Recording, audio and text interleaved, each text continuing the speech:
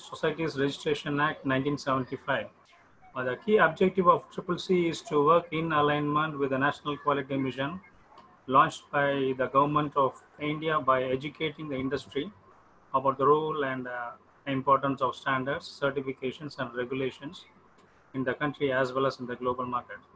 CCC strives to encourage responsible consulting through member of its association, and focus is to standardize consulting practices in alignment with changing market and industry needs in a dynamic manner. The focus is also to identify areas and industries in which the consultants and the profession of management systems consulting can contribute to the betterment of the society and the country, and to promote management systems consulting in such areas or industries. One of the core objectives is to collaborate with various industry platforms, trade associations, chamber of commerce, management associations, apex bodies of government, or quasi-government organizations to contribute to the betterment of the industry initiatives, which will in turn contribute to the betterment of the society. Next slide, please, sir. About World Accreditation Day 2020, WAD is a global initiative established by ILAC and IIF. This year's theme is how accreditation improves food safety. Accreditation has an important role in food safety by ensuring competent and impartial inspection, certification, and testing services in all parts of local, national, and international food chains. In doing so, accreditation supports the United Nations Sustainable Development Goals, in particular, the Good Health and Well-being Goal. Accreditation can be applied to a wide variety of assessment, approval, or evaluation tasks, and is used by business, government, and regulators to help deliver a safer world. Over to Mr. Alok Jain. Thank you very much, Mr. Nambi. Can you please go to the next slide, please? Hello. Next slide, please. Hello. Yeah. 1 minute. Yeah. Okay, fine. Okay, meantime, good evening, everybody. This is Alok Jain. I am the Director and Head of Training and Capacity Building Division of Quality Council of India. As Mr. Nambi has just mentioned that the Consortium of Chennai is celebrating the World Accreditation Day, which was scheduled on June 9. But CCC is, celebrating this World Accreditation Day for the entire month by having number of series of webinars on the food safety, related to food safety. And today is the 13th webinar in line with the initiative taken by CCC. As you know, the Quality Council of India is having various boards responsible for the accreditation of different conformity assessment bodies. Like NABCB does the accreditation of certification bodies and inspection bodies. NABL is for the laboratories. NABH grants accreditation to the hospital and healthcare providers. NABET is in the field of education sectors, and NBQP is for the quality promotion. There is a new division which is created, which I am heading this division. I am given the responsibility to take care of this division, called the Training and Capacity Building Division. And we look forward to conduct the training in various domains, including quality management, food safety, manufacturing, healthcare, education, environment, information technology, etc. And we are working very closely with the associations, government, and regulators. And this is why we are here. We look forward to have a great association with the CCC as well. Thank you, Mr. Nambi, for giving me an opportunity to introduce TCB. Thank you very much. Sir. Thank you very much, sir. Over to Mr. Anil Kumar. Sir, you can take over from here. Thank you. Hello, good evening to all. Hello, good evening to all. Now coming to the test requirements of the food testing laboratories and how to choose the food testing laboratory. Now, water and food is an integral part of daily life, and foods that have been consumed daily has minimum shelf life. And during to the various processing stage from farm to fork, it becomes mandatory that there will be any contamination entering from the process, or they want to control the process. Thereby, testing of foods will become important. And all the foods where it will reach to the customer till it is serving stage, It is a responsibility of the manufacturer to protect from the contamination and spoilage. And A if we little see, slow and a bit louder. okay, Little slow and bit louder. in case of food, we have come across many situations where the rejections happen due to salmonella in few countries, where we say that the illness is a problem, or rejections will be there, and few countries will update in the portal saying that some particular commodities is having the antibiotic residues, like that. Thereby, quality testing and ensuring the quality of the food will become a mandatory for the world trade also and for the internal country regulations also.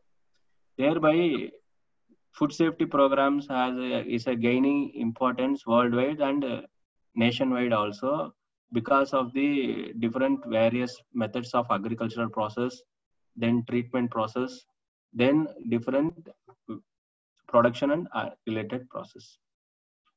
Now, why we test the importance of testing of food products is, now, unless you test the food products, we will not come to know what kind of controlling actions we have to take, or whether this food is safe to release into the market.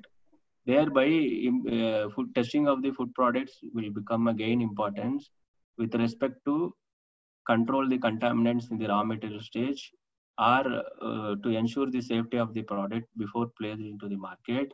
And in few cases where process validations or product validations like shelf life studies are required, it becomes a mandatory to use the food testing laboratories for testing of food products. And another important requirement of testing of food products is, different countries will have different regulations, and when you release the food product into the market, you have to face the obligations or requirements of the regulations like FSSAI, BIS into the country, and when you export to other countries, you have to just meet the requirements of their country specific regulations. Thereby, testing of food products is a mandatory and it's a requirement. Now, if you see how food laboratories can support with respect to the industries are supposed to follow the HACCP, which is hazard analysis and critical control points. As per that, first principle is conduct a hazard analysis. Example, industry plan to determine the food safety hazard and identify the preventive measures. The plan can apply to control these hazards. A food safety hazard is any biological, chemical, or physical property that may cause a food to be unsafe for human consumption. In this first principle, when you conduct the hazard analysis, first role of testing laboratory will be the screening of raw material, because raw material will be the first source for the processor to make the end product. Thereby, in this case, role of testing lab will support in form of a preventive action to choose a right raw material to assure the safety of the end product by protecting the raw material which is not fit for the consumption to not enter into the food chain by the processor. So in this way, role of food laboratory will support in testing of the raw material to ensure the first principle of the safety. Then second principle, we say that identify the critical control point. In critical control point, a step or a procedure in food manufacturing process at which control can be applied, and as a result, food safety hazard can be prevented, eliminated, or reduced to an acceptable level. So in this case, a laboratory can support in identifying and helping the preventing of microbial contaminants and other contaminants that cause food processes, assist in process validation and process verification. Example, if you want to fix pasteurization temperature for gherkins, or if you want to see what is the time and temperature studies required to manufacture a ideal product where organoleptic characters are not justified, still microbial contaminants can be kept in minimum means.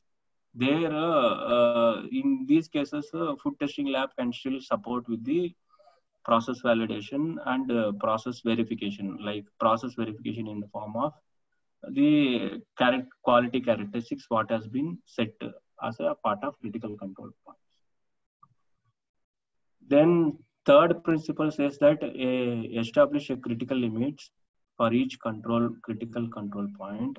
A critical limit is a maximum or minimum values to which a physical, biological, or chemical hazard must be controlled at a critical point to prevent, eliminate, or reduce that hazard to the acceptance level. Now what happens, you have fixed a criteria. Now in this case, testing lab can very much support to pinpoint if any, to say that whether process is under control or not, or by investigation analysis, still testing lab can support to pinpoint the exact source of contaminants or impurities arising out of it and take a remedial measures. Example, you feel that there will be some migration of color into the food. Then when you do the root cause analysis, or when you find out that packaging material, though food is been produced in a good form, then in the packaging material stage, if it is getting contaminated by the color, means then testing lab can still support saying that this is the pinpoint source where the contaminants is getting migrated from the packing source, like that.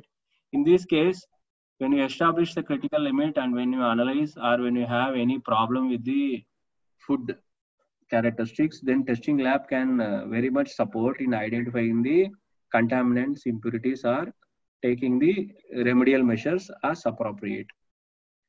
Then fourth point of critical control point monitoring requirements is the principle where it says that monitoring activities are necessary to ensure that process is under control and at each control point. Then in these cases, food testing laboratories can help to assess the hygiene and sanitation conditions in food preparation and processing permission to ensure the hygienic standards are being maintained with the acceptable level as a sort of process control. Example, it's a process assurance where food testing can do the swab testing.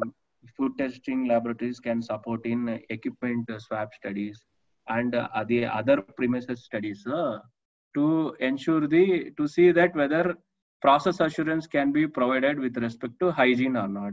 That's why in few cases of FSSA also, they will indicate that if you see dairy products and other products where high risk categories are there, they say that hygiene requirement and process requirement as end product requirement as two separate tables in case of FSSAI to adhere to these requirements.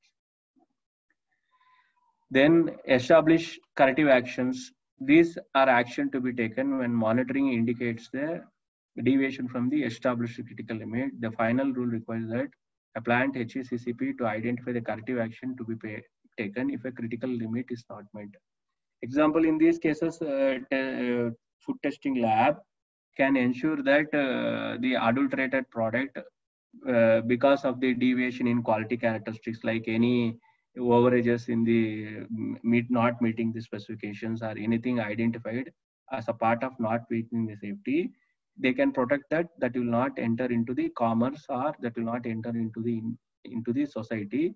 Thereby, in this case, by testing and certifying, the food testing laboratories can still support in preventing the adulterated products being entering into the commerce or the markets.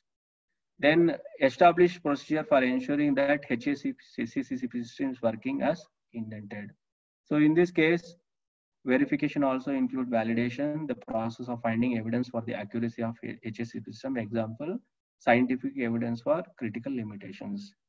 Example, in this case, when you say set limits are there for pesticides, heavy metals, or naturally occurring toxins or microbiological parameters, which we call as contaminants, then in these cases, whether the prescribed levels are within the control limit or not, the food testing laboratories can support in evaluating and providing the certificate to say that the product is safe.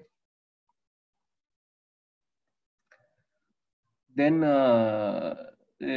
if you see the role of food testing laboratories, it is a verification and assurance of the quality parameter to assure compliance with respect to process also, with respect to manufactured products also. Then verification of the claimed parameters. Example, there will be so many regulations where packed foods you have to declare the nutrition labeling. Then if you declare the nutrition labeling, whatever the vitamins and minerals has been added, whether it is adequate as per the requirements it has been added, or what we claim, whether it is reflected as per the product requirement or not, their food testing laboratories can support. Then whenever the industries want to claim more above than what is required, example like gluten free, example like calcium rich, example like protein rich, example like dietary fiber rich, in these cases the food testing laboratories can assist them in claiming the nutrient values as per the regulations specified by the country specific or national specific. Then food testing laboratory can still support in the shelf life analysis of a product. Example, when packed foods are released into the market, there should be a scientific evidence for declaring the shelf life analysis. In these cases, the food testing laboratories can provide a proposal of what parameters to be required, what are the conditions to be studied for the accelerated conditions, and finally can assist in declaring the shelf life of the food product. Now, in few cases, there are some country-specific regulations where packing materials has a packaging regulations, where packing material has to be tested for some few parameters like color migration, migration of the metallic substituents, migrations of the polymers with the simulated studies. In these cases, food testing laboratories can still support with the testing of the compatibility of the packing to ensure the safe packing. At the same time, during the shelf life study, still whether packing is compatible to retain the shelf life or not also can be assessed by the food laboratory to the industries to welcome. Then food testing laboratories can ensure the storage and handling till the distribution in terms of picked up market sample analysis. Example, there will be few industries where they want to see after giving it to the market, whether the control conditions are specified in the labels are being maintained or not. Example, they may say that curd you store at so and so temperature till it is being provided to consumer. Then in such a case, food testing laboratory can involve themselves in picking up the market sample and doing the market sample analysis and providing the information to the industries to see that whether whatever the conditions they are giving to outlet, whether in the outlet also it is being properly maintained or not. So if you see role of food testing laboratories, we say that overall product compliance, overall regulatory compliance with respect to food safety chain.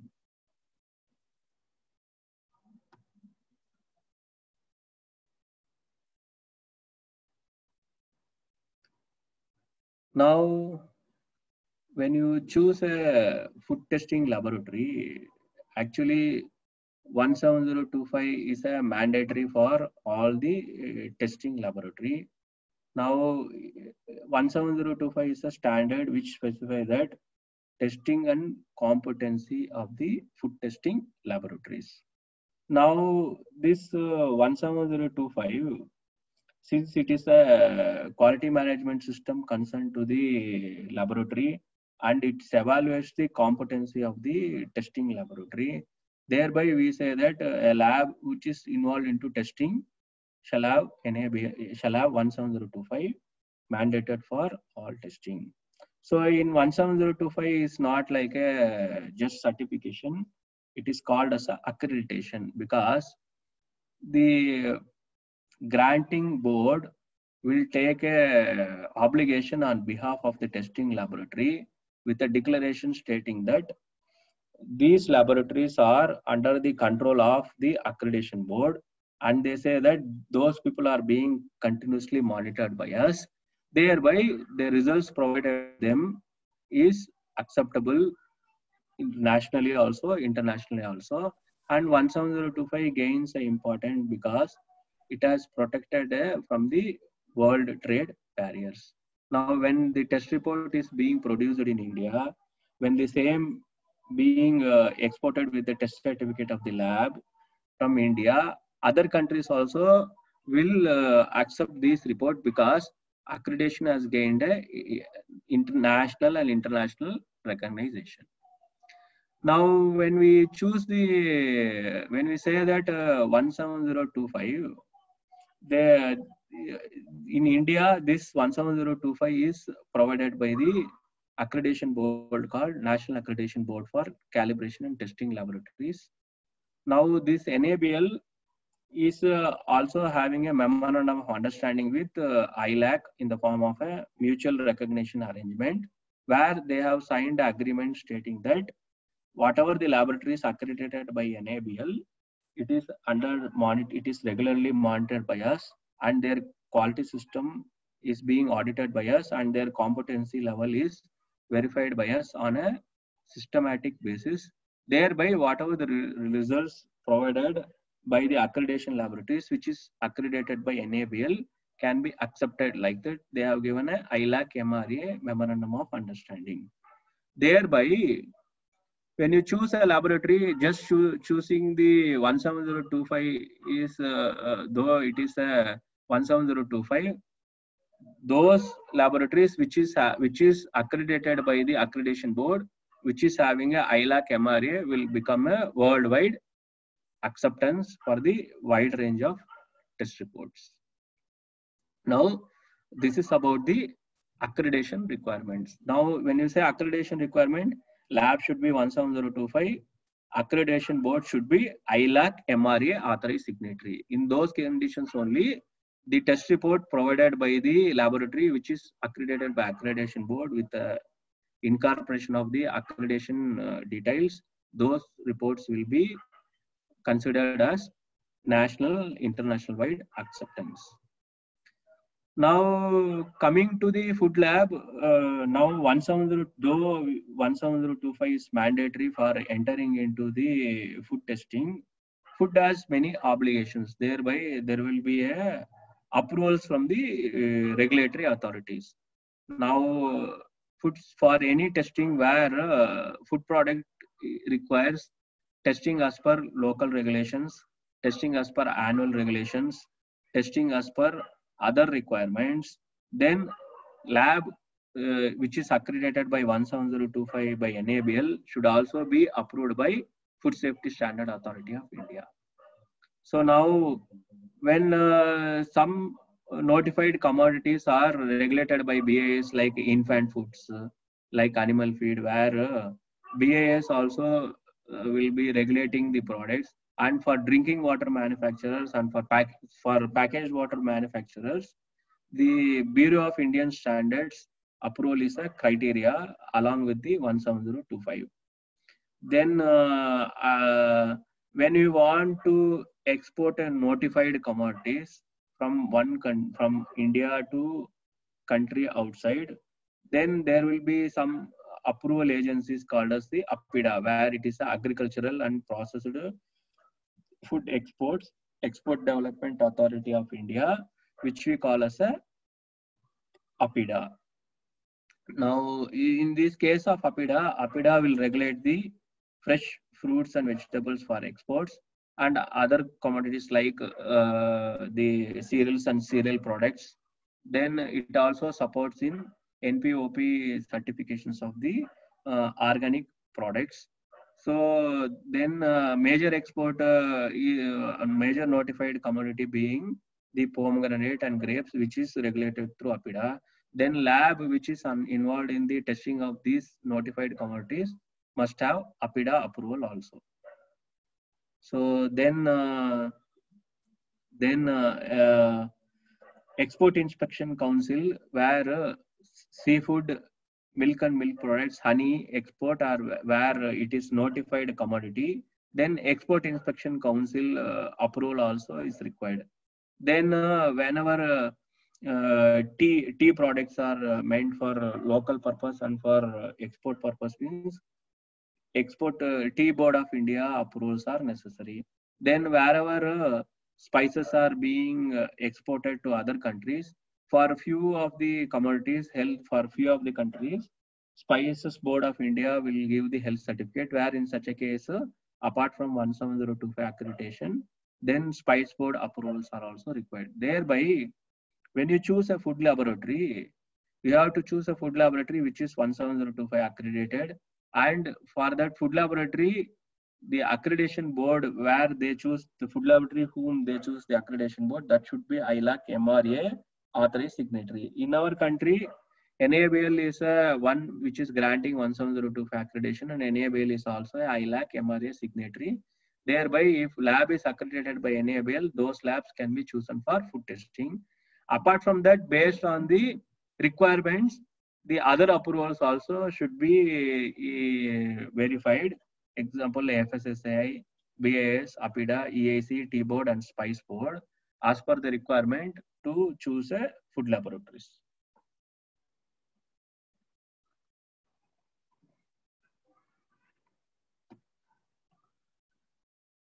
Now, as I said, the NABL is a basic one for the laboratory for testing. So NABL has certain requirements like quality manual shall be there, and laboratory procedure shall be there, work instructions shall be there, and entire man, machine, method, and materials, monitoring and evaluations will be there. And one of the requirement of the NABL is that the participation in PT is mandated for all the testing laboratory to ensure the competency. Thereby, we call accreditation as a competency requirements, where the regular laboratory activities were being monitored in the form of PT proficiency testing. And during the audit also, NABL assessors will come and audit the lab, and they will evaluate the technical competency by providing few samples for witness testing. Thereby, we say NABL is a basic requirement. Then FSSAI approval for the laboratory should be the specific. Now, FSSAI, APIDA, EAC, and Tea Board has joined with NABL, and the accreditation requirements now being made as an integrated assessment, where a lab seeking for FSSAI approval should have all the testing requirements for the particular commodity in the scope. Then only the lab will be accredited as per 17025, and FSSAI approval for that particular product commodity will be provided. So thereby, FSSAI approval mandates the regulatory requirements that whatever the commodity we test, for those commodities, the testing parameters shall be full. For partial testing of the commodities, FSSAI will not give approval. FSSAI provide approval for only for those commodities where lab is having the complete testing requirements. So now FSSAI give approval for the testing of the products as per contaminants, toxicants, and residues, and for food additives, microbiology, and quality regulations, and gives the approval for nude packaging testing, and gives the approval for nutritional testing profile, and also provides the approval in the testing of claim regulations, then nutraceuticals and supplements. In all these cases where FSSAI has a regulations, for all these regulations, FSSAI will give the approval for the lab to test the products. Then BAS gives the approval generally for the packaged drinking water, and in this case also, the testing facilities should be available with the laboratory for complete testing. Then only BAS will be giving the approval for testing those products. Now APIDA will give the approval for the notified commodities, which is in the under their scope like fruits and vegetables, cereals and cereal products. Now EIC will give the approval for those specific commodities which are notified like seafood, honey, and milk products. Now tea board will give only approval for tea boards.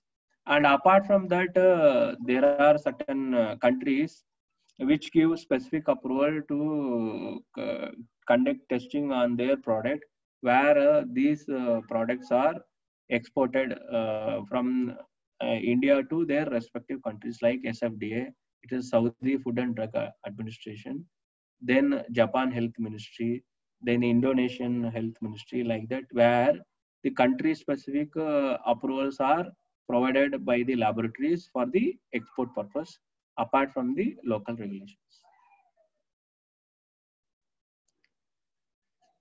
Now we have just in previous slide we have just discussed about what are the benefit of accreditation. Benefit of accreditation means a accredited lab which is authorized by the, which is accredited by the accreditation board, which is ILAC MRA, will ask the lab to use the logo provided by the accreditation board. In our case, in our country, the accreditation is provided by NABL. They were by the 17025 lab to show that authentication that they have been identified, they have been accredited. They will be using a logo which we call as a accreditation logo provided by NABL with the certificate reference number to say that the report is traceable.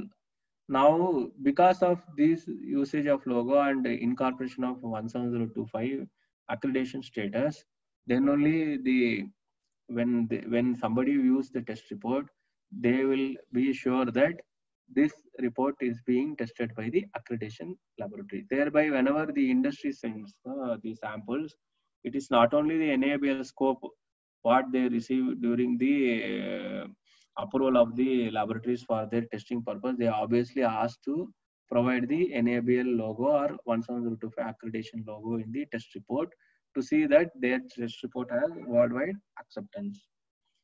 Then international approvals. International approvals, as in the previous slide, like there are certain approvals like SFDA, Japan Health Ministry approvals, and the Indonesian approvals are being provided for some particular products for the testing requirement as an authority to meet their country specific requirements. In these requirements, the international approval will say that they have to test the product as per their country specific regulations and their specific country test methods. So thereby when they want to get imported from the other countries, they will always ask to test as per their guidelines, regulations, and notifications. Then proficiency testing. So proficiency testing means now a laboratory which is accredited by NABL or which is provided approval by the authorizing bodies will always say that the output of the laboratory is a test report where the accuracy is the most important requirements. Thereby, they always encourage, they always mandate to participate in a PT programs by both national PT providers and international PT providers. And these PT results will be a history of performance for that laboratory. Whenever there is an outlier, they will ask to do the root cause analysis and they will ask to re-participate and see that to the corrective action implementation is satisfactory. Thereby, one of the biggest confidence where industry people can have by using the accredited lab and approval lab is their competency levels are being monitored either in the form of proficiency testing or in the form of audit. Whenever the labs are accredited by 17025, when accreditation board comes for the auditing, they will pick up the witness sample and they will evaluate the complete process from the sample receipt till the release of test reports. Thereby, the accreditation is having a valid requirements, because competency of the lab being evaluated by process audit also, and by witness witness analysis also, and by evaluating the laboratory by providing some witness samples, and further evaluating the laboratory by checking their proficiency testing reports. Now, whenever the labs are being identified for the purpose of testing, the testing requirements can be classified into the types. For what kind of testing the industries require the support of the testing lab is routine chemical testing, where in routine chemical testing, the general chemical parameters are being tested in the final product, not during the processing stage. It is as a final product. What is the final example? In case of juices, what is the final pH? What is the level of additive added? Whether color added is within the control limit or not, and whatever the preservative added, whether it is within the regulatory requirements or not. Like that, in routine chemical testing, the test parameters are studied only with respect to general chemical quality requirements. And second part and more critical part will be the food microbiological testing. In these cases, the microorganisms where it should be under control, and contaminated microorganisms also will be studied as will be tested and certified to see that there is no any hazard, or there is no any other pathogens entered because of the process from the food chain, to prevent the food poisoning, or to prevent the microbial spoilage of food, because microbiology testing is crucial, where effect will be outbursted the moment the food is consumed. Then second part of the type of testing will be food nutritional analysis, where nutritional contents and labeling contents will be evaluated by the food testing laboratories to provide the nutritional information. In these cases, FSSAI has the notification for the testing of parameters, what parameters should be labeled on the food package. And also FSSAI has the regulation on claim part of the regulations, where within where RDA limits should be met for the nutrient contents, and where the claim can be made by the industries like rich in dietary fiber, rich in calcium, rich in protein, rich dose size. So rich in dietary sources can be claimed in the label by testing and by providing the scientific information, of course, by testing with the laboratory. Then there are certain countries where they have certain specific labeling requirements, like the percentage daily value should be quoted, percentage recommended daily intake shall be shall be labeled in the packets, like that, and all, where there are certain labeling regulations should be maintained of the destination countries. Such kind of testing also will be doing in the form of nutrition labeling with respect to evaluation of claim, and what kind of with respect to what kind of regulations should be declared for labeling. And fourth will be the contaminants and toxin testing, where foods will be tested for pesticide analysis, antibiotic analysis, heavy metal analysis, toxins like aflatoxins, NODs, then trace elements, which is regulated by the local and international bodies. So now in this type of testing, now areas where testing laboratory supports is with respect to FSSAI and BIS regulatory compliance. Then export of food product as per the EIC, SFDA, USFDA, APIDA, TPOT and Spice Port requirements.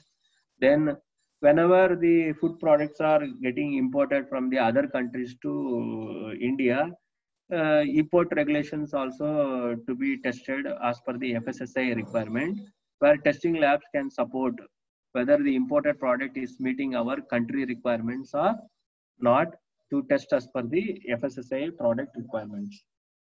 Then testing lab can support with product research and development, where there will be a requirement that if few additives are chosen, whether the shelf life can be increased or not, or what kind of color could be added to improve the further appearance of the food product, and what kind of additives can be added to improve the texture of food product.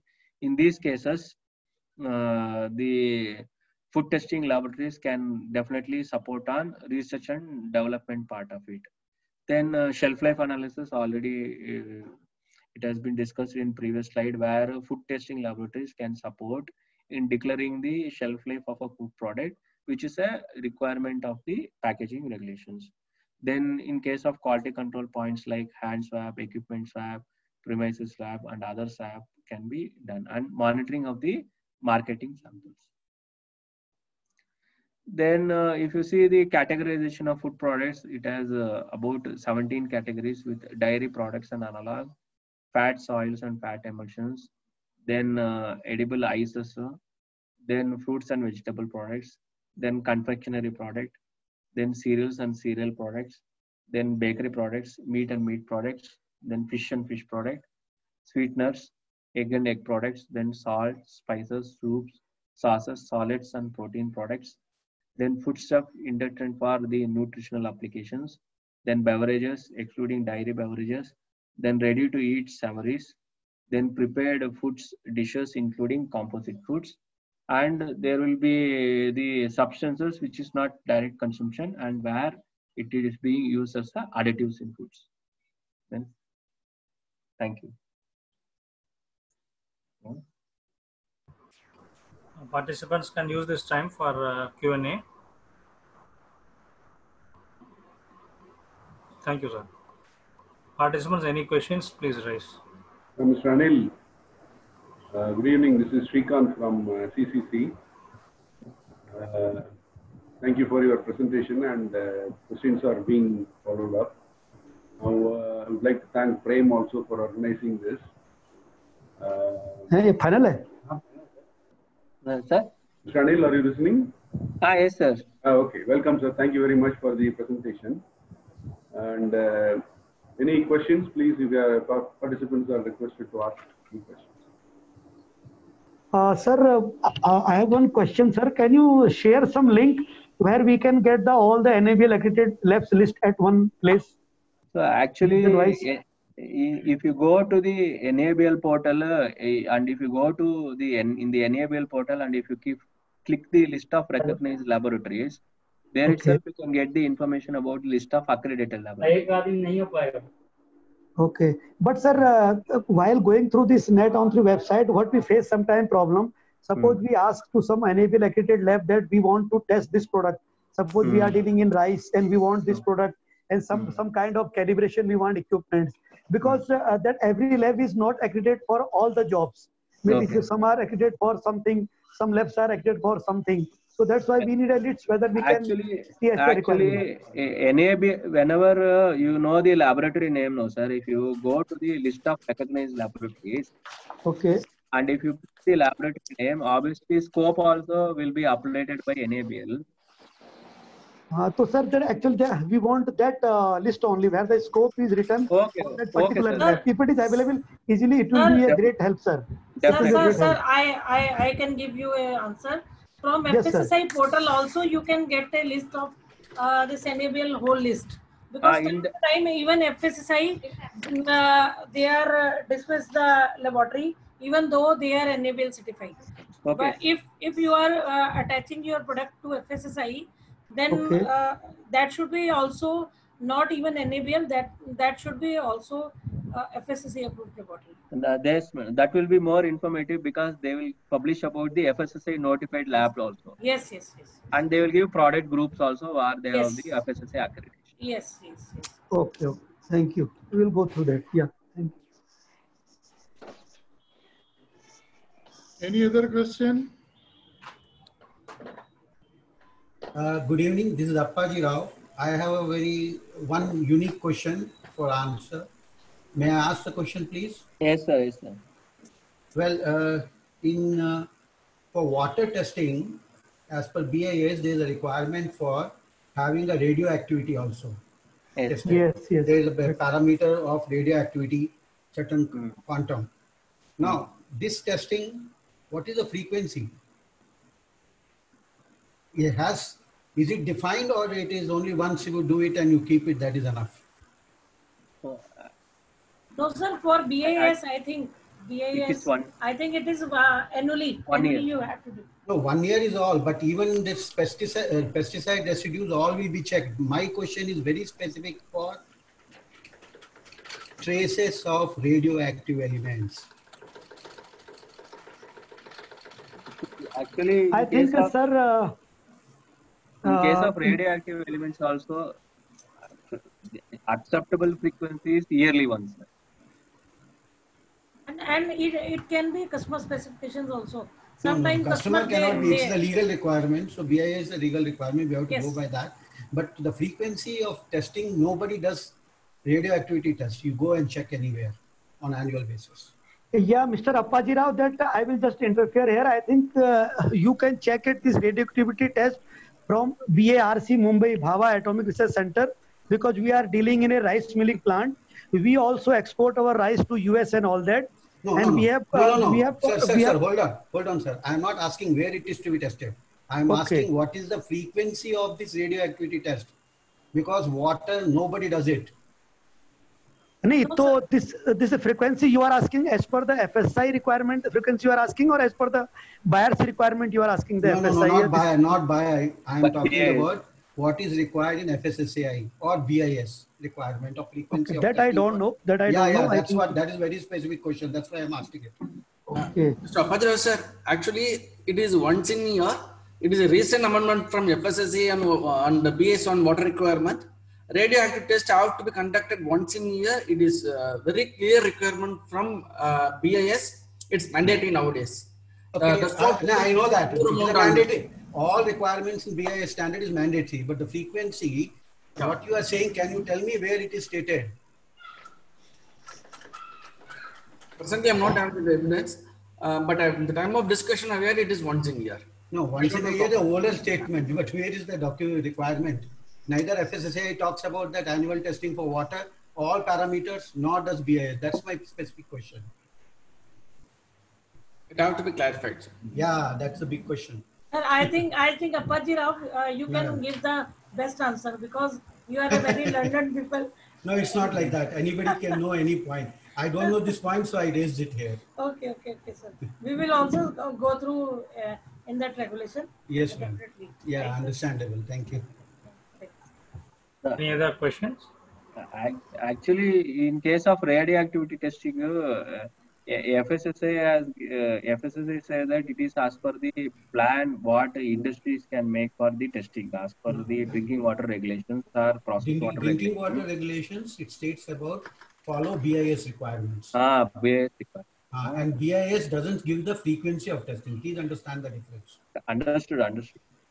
Because BIS can give only the specific requirements. Yes, it cannot, requirements cannot and say the method of testing. It cannot say about the frequency. Yeah, the frequency should come in FSSAI. Sir, definitely tomorrow I will check and I will revert you back. Yes, ma'am. I depend more on you, madam, so that I can know the exact answer for this. Yeah, sir. Tomorrow definitely I will give you the answer, because I know few of the BIS labs and regularly they are monitored by BIS and because today I think they had left the labs. Tomorrow definitely I will get back to you. Thank you. Yes. Thank you. Yes, sir. Any other questions?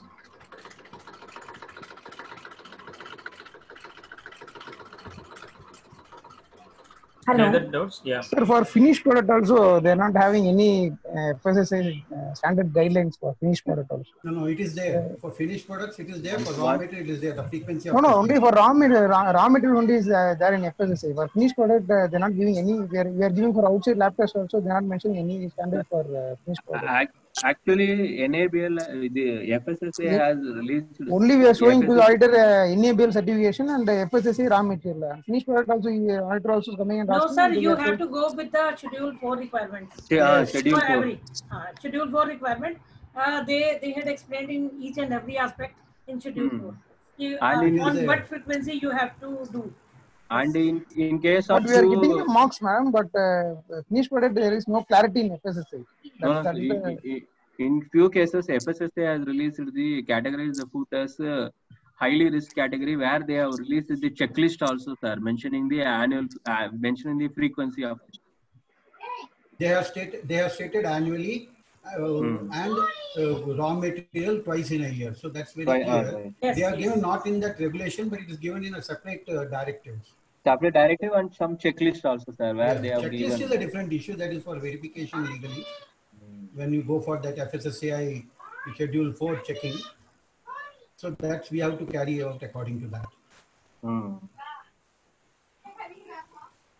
But this water testing, I am not able to find anywhere for radioactivity. Wow. Any other questions, sir? Hello. Yes, madam. Yes. Am I audible, sir? Yes. Please go ahead. Yes.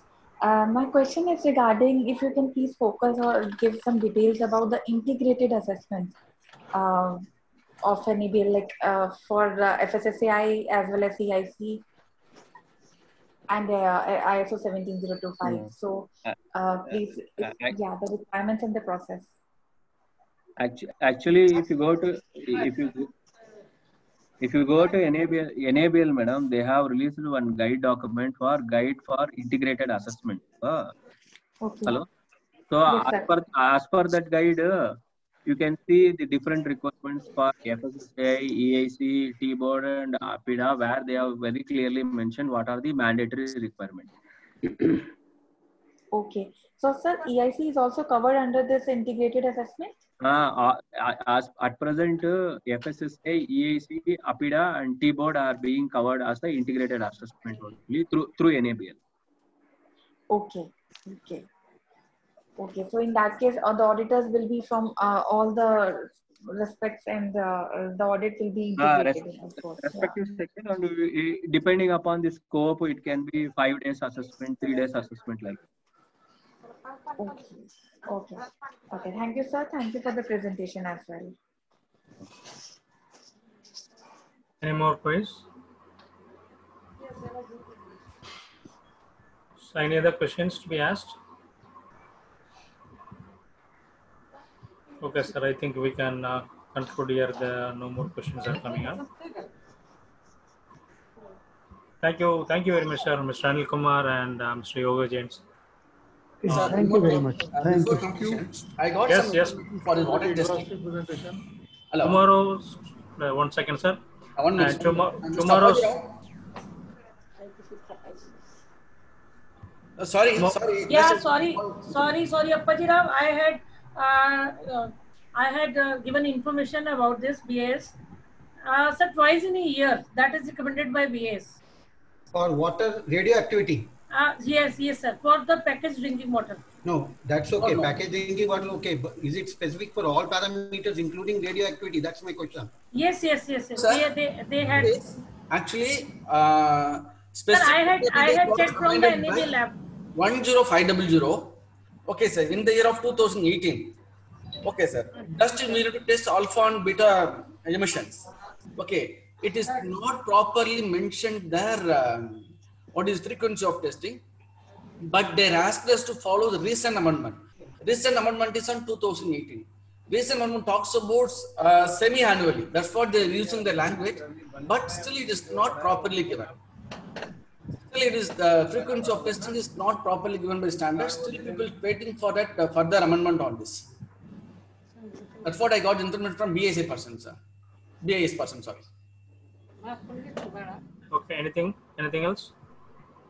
Thank you, sir. Thank you, Mr. Anil Kumar, and thank you, Mr. Yogesh Jain. And Yeah, tomorrow's thank you. seminar title would be on food safety certifications at national and international level. Thank you. We'll meet tomorrow. Thank you once again. Okay. Thank you very much. Thank you, Mr. Anil. You had given a very good presentation. Thanks a lot. Thank you.